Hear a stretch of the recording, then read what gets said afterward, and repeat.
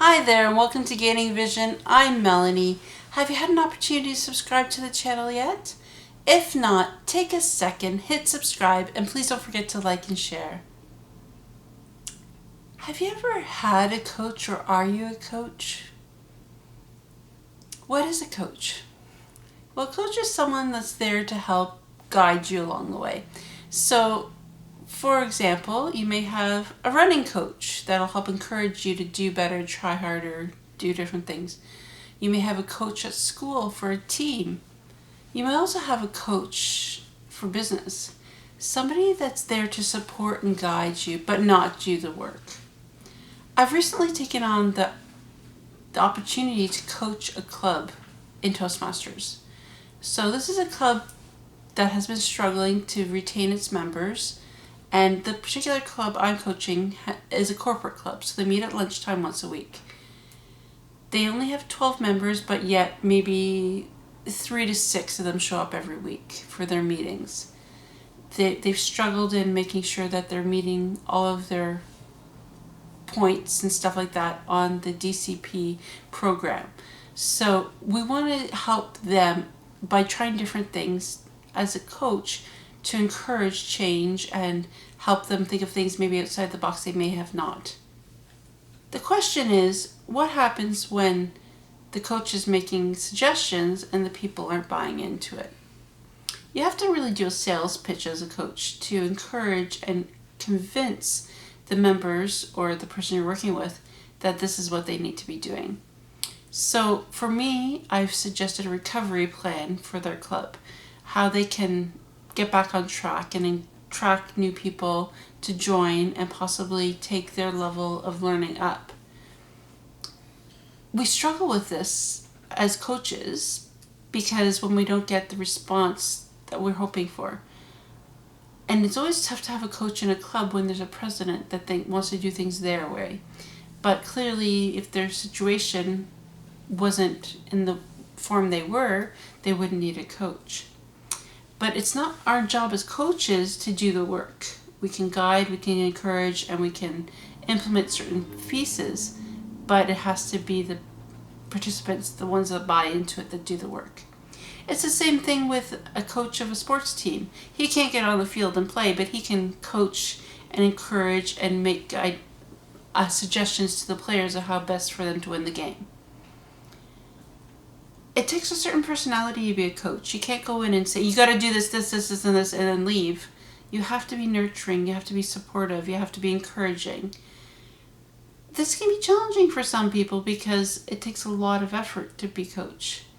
And you may not always get the results you're looking for. Not every coach wins every game in a sports team. If you're looking for a speaking coach, somebody's going to tell you, maybe you should try it this way, maybe you should do that way. If you are not open to being coached, you can't be coached. So both the coach and the people receiving the coaching need to be open to this relationship. Sometimes they have a business coach if you have your own business to help you get off your feet or to go through a transition or a change in your business. They're costly, but the techniques and the qualities of a coach can be easily learned within any leader.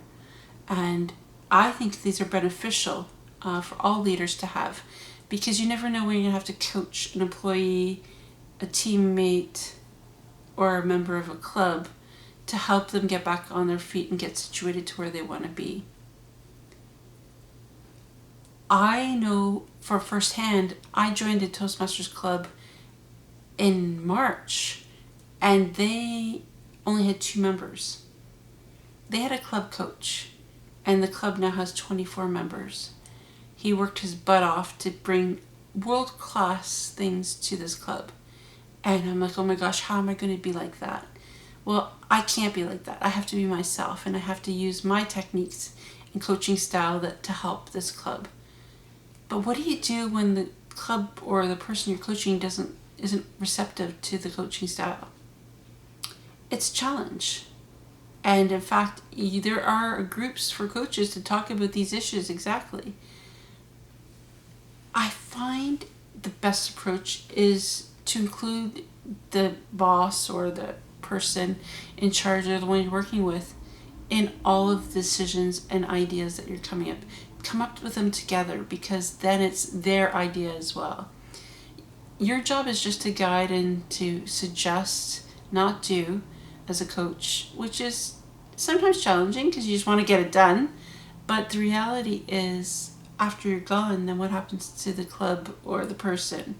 You need to install good work ethic, good ideas, and good thought processes as a coach for those, so that when you step away, then it's okay. It's important for us as coaches to also know when we draw boundaries, because sometimes people take advantage of your kindness and your encouragement. Putting down strict guidelines of what you will and will not do is important. For Toastmasters, it's easy because it's outlined. You can't do this, you can't do this, you can do this.